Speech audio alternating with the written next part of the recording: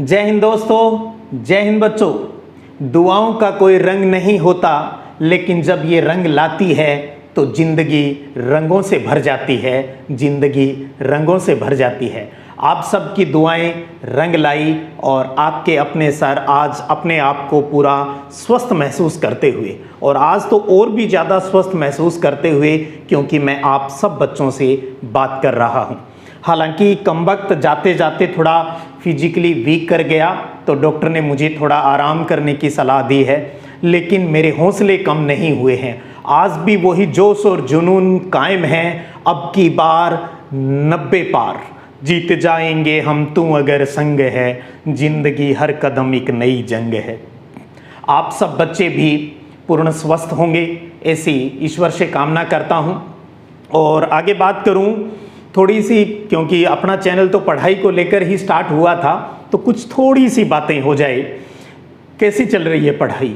हालांकि बड़ा बेईमान सा प्रश्न लगता है इस बुरे विकट परिस्थिति के अंदर किसी से ये पूछना भी क्या आप पढ़ रहे हो। उम्मीद करता हूँ फिर भी आप पढ़ रहे होंगे। हालांकि थोड़ा सा मुश्किल है, और क्योंकि चारों तरफ जो कोविड के कारण जो सिचुएशन बनी हुई है, बड़ी भयावह परिस्थितियां हो चुकी है। हो सकता है आप बहुत से बच्चे किताबें उठाते होंगे, पढ़ने का मन नहीं करता होगा, कभी न तो किताबों से दूर रह पाते होंगे और न उनके पास जा पाते होंगे। बड़ी कितनी विकट परिस्थिति आ गई है, लेकिन फिर भी हौसला नहीं हारना है, और हमें इस जंग को, इस बुरे वक्त को और बहुत आसानी से इसे पार पाना है। इस बुरे वक्त से हम सब साथ रहेंगे, सबका विश्वास रहेगा, तो ये बुरा वक्त भी बीत जाएगा, और एक दिन हम ये भूल भी जाएंगे भी ऐसा बुरा वक्त भी हमारी लाइफ में कभी आया था।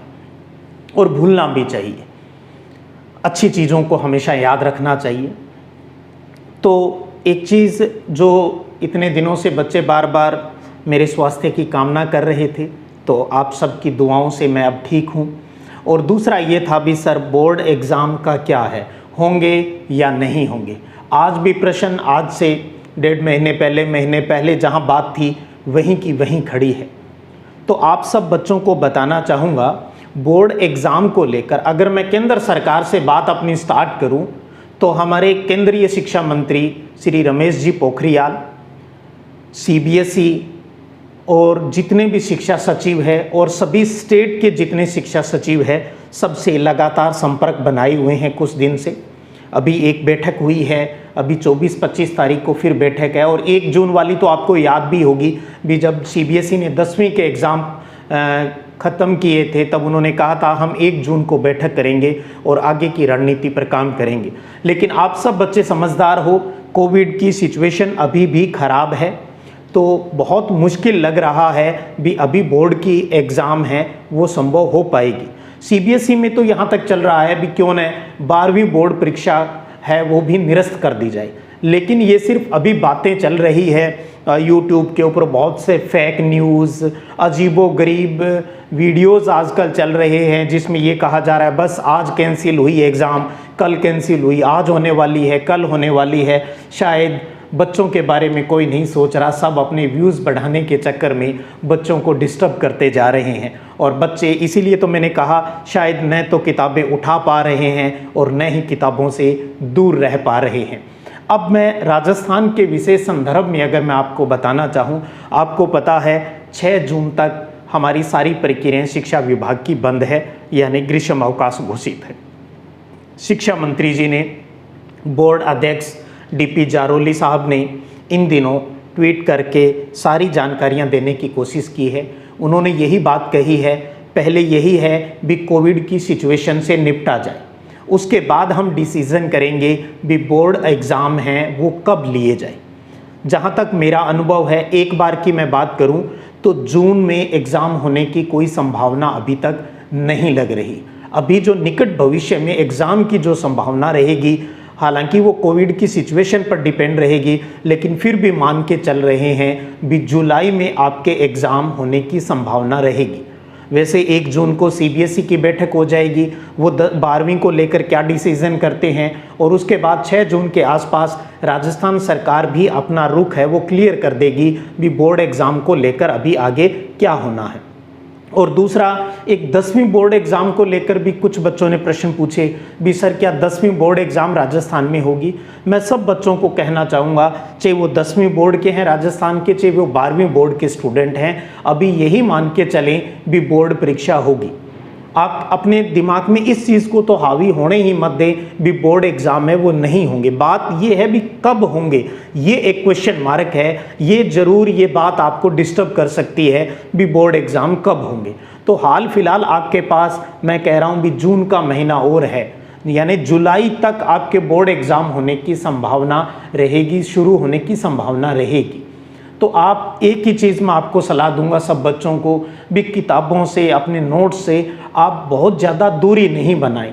कैसे भी करके दिन में 2-2.5 घंटे, कैसे भी 1.5 घंटा 2 घंटा, कैसे भी करके आप अपनी किताबों के संपर्क में रहें भी, थोड़ा थोड़ा उनको रिवाइज करते रहें। आप याद न करें, चाहिए अब याद बहुत कर चुके हो आप, अब बात है सिर्फ अखबार की तरह पेज पलटने की, नोट्स के पन्ने पलटने की। बस थोड़ा सा ध्यान लगाते हुए, एकाग्र होते हुए उनके पेज पलटते रहें। इतना काम तो शायद आप सब बच्चे कर ही सकते और करना भी चाहिए आपको, क्योंकि अगर आज ही आप ये मान के चल लेंगे भी एग्ज़ाम नहीं होंगे और एग्ज़ाम हुए तो फिर कितनी होच-पोच की सिचुएशन हो जाएगी। सेम वही कोरोना को लेकर ये था भी कुछ नहीं है कुछ नहीं है, और आज कोरोना ने क्या हालात कर दी है देश की। तो ये सिचुएशन हमारी पढ़ाई के साथ नहीं हो। हम सब बच्चों को, टीचर्स को इस बात को समझना होगा। आप अपने आप को, मैं एक ही सलाह दूंगा, आप घंटा पढ़ें 2 घंटा पढ़ें, जितना आप कम से कम टाइम दे सकते हैं उतना टाइम दे। किताबों के पेज पलटते रहें, नोट्स के पेज पलटते रहें, उनसे आप टच में रहोगे। और जैसे कहा जाता है ना, आपको ये लगेगा हाँ हाँ ठीक है मेरा ये पढ़ा हुआ है, मेरा याद है। जिस दिन एग्ज़ाम की डेट आ जाएगी 15-20 दिन पहले पता चलेगा, तो वो घबराहट नहीं होगी, वो डर काम नहीं करेगा, वो एग्ज़ाम फोबिया आपके ऊपर हावी नहीं होगा, और आपने जो साल भर तैयारी की है उसका अच्छा रिजल्ट भी आपको मिलेगा। वरना क्या होगा, कुछ बच्चे तो ऐसे होंगे जिन्होंने साल भर बहुत मेहनत की होगी और अब बड़े होच-पोच की सिचुएशन में हैं और उनकी पढ़ाई डिस्टर्ब हो रही है और शायद वो अब पढ़ भी नहीं पा रहे होंगे। तो आपको ऐसा नहीं करना है, ठीक है। विकट परिस्थिति है, अपने परिवार के साथ आपको समय बिताना है, हंसी खुशी का माहौल घर के अंदर रखना है, नेगेटिव माहौल नहीं रखना है, और कोविड-19 की जो गाइडलाइन है उसकी अच्छे से पालना करनी है। अच्छे से अपना और अपने फैमिली का आपको केयर करना है, और बीच बीच में वक्त आपको पढ़ाई के लिए निकालना है। अननेसेसरी गलत चीज़ें, फेक न्यूज़, जो चीज़ आपको डिस्टर्ब करती है उन चीज़ों को आपको यूट्यूब के ऊपर नहीं देखना चाहिए। मैं आपको अब सलाह दूंगा इस चीज़ के लिए, क्योंकि सिर्फ व्यूज़ बढ़ाने के लिए क्या पता किस किस तरीके से न्यूज़ है वो आपके सामने, पढ़ाई को लेकर नेगेटिव न्यूज़ है वो आपके सामने प्रस्तुत की जा रही है। तो इसलिए आपको नेगेटिव चीज़ों से दूर रहना है और यही मानते हुए चलना है कि बोर्ड एग्ज़ाम होंगे। लेकिन कब होंगे ये बात मैंने बार बार कह रहा हूँ, आप अभी मान के चलिए भी जुलाई में है तो 1 महीना और, आप 1 महीना और सब्र रख लीजिएगा, 1 महीना और थोड़ा सा हौसला रख लीजिएगा, एग्ज़ाम अपने होंगे।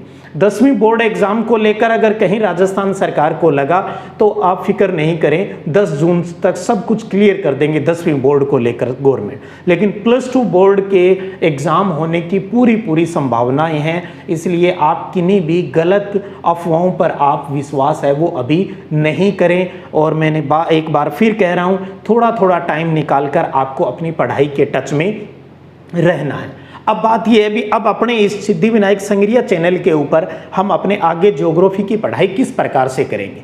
तो अब मैं आपको ये कहना चाहूँगा, हालांकि आज पेपर लेना था लेकिन नहीं ले पाया, उसके लिए क्षमा चाहूँगा।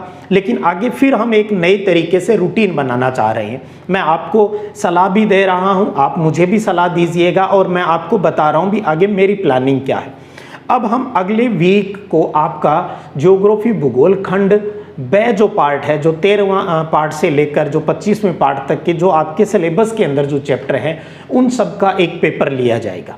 ये पेपर आपका ऑब्जेक्टिव, रिक्त स्थान वाले प्रश्न और 1-1 नंबर वाले प्रश्नों पर आधारित रहेगा। गौर कीजिएगा, यानी पूरे खंड ब का पेपर है वो अगले वीक यानी अगले सप्ताह के बुधवार को लिया जाएगा। आई थिंक शायद 26 तारीख होगी, बुधवार को पेपर लिया जाएगा। तो उसके अंदर आपको पाठ 13 से लेकर 25 तक जो सिलेबस के अंदर हैं उनके वन लाइनर, रिक्त स्थान वाले और एक एक नंबर के आधार पर जितने प्रश्न बनते हैं आपको उनको अच्छे से रिवाइज करना है, प्रेशर नहीं लेना है बिल्कुल भी। 7-8 दिन का समय आपके पास है, आप अच्छे से उनको रिवाइज कर सकते हो और आपको YouTube के ऊपर ही जैसे पहले की तरह आप पेपर देते रहे हो उसी प्रकार से आपको पेपर देना है। उससे क्या होगा, अब कुछ बच्चे कहेंगे सर बड़े प्रश्नों की तैयारी कराओ। बेटा मैं आपको एक बार फिर आगे जाकर बताऊंगा भी बड़े प्रश्न आपके अच्छे से तैयार हो चुके हैं और आगे जाकर मैं और दोबारा बता दूंगा भी छोटों की सहायता से किस प्रकार बड़े प्रश्नों के उत्तर देने हैं। मुद्दा मेन बात का है भी छोटी चीज़ें हैं, छोटी छोटी जो बातें हैं जो बहुत बड़ी बातें होती है उन पर आपको अभी फोकस रखना है, वो माइंड से नहीं निकलने देनी है आपको। इसलिए मैं चाहता हूं हम 2 राउंड ये लगा लें, एक राउंड पहले खंड ब को लेकर, उसके बाद खंड ए को लेकर, उसके बाद फिर एक नई प्लानिंग को लेकर हम आगे बढ़ेंगे और हम तब तक इस प्रक्रिया को दोहराते रहेंगे, आगे बढ़ते रहेंगे, नए नए आइडियाज से पढ़ते रहेंगे जब तक कि हमारे सपने पूरे नहीं हो जाते। अब की बार 90 पार का जो हमारा मिशन है वो जब तक हमारा पूरा नहीं हो जाता, जब तक तोड़ेंगे नहीं तब तक छोड़ेंगे नहीं। उस लाइन को आपको अच्छे से याद रखना है जो हमने सेशन के स्टार्ट से ये लाइन बार बार दोहरा रहा हूं। तो अब आपको क्या करना है, बिना किसी भय के, डर के अपनी प्रिपरेशन है वो जारी रखनी है जितना समय आप निकाल सकते हो। अब कोई प्रेशर नहीं, आप इजी वे में घर में जितना 1.5, 2, 3 घंटे जितना टाइम आपसे निकल सकता है उतना पढ़ाई को देना है। हर सब्जेक्ट के पेज आपको पलटने हैं और एक शेड्यूल के तहत अपनी तैयारी कंटिन्यू रखनी है। अपना भी और अपने परिवारजनों का सबका ध्यान रखना है। जिस प्रकार से आप सबका फिक्र करते हो उतना ही फिक्र आपको अपने आप का भी करना है। आप सब बच्चों ने इस मुकेश को, इस चैनल को, इस टीम को बहुत प्यार दिया है, हमेशा आपने अच्छा चाहा है। उस सब के लिए आप सबका, सब्सक्राइबर्स का, सब मेरे व्यूअर्स का, सब मेरे कछुओं का बहुत बहुत धन्यवाद, तहे दिल से धन्यवाद। आप अपना प्रेम और स्नेह बनाए रखिएगा।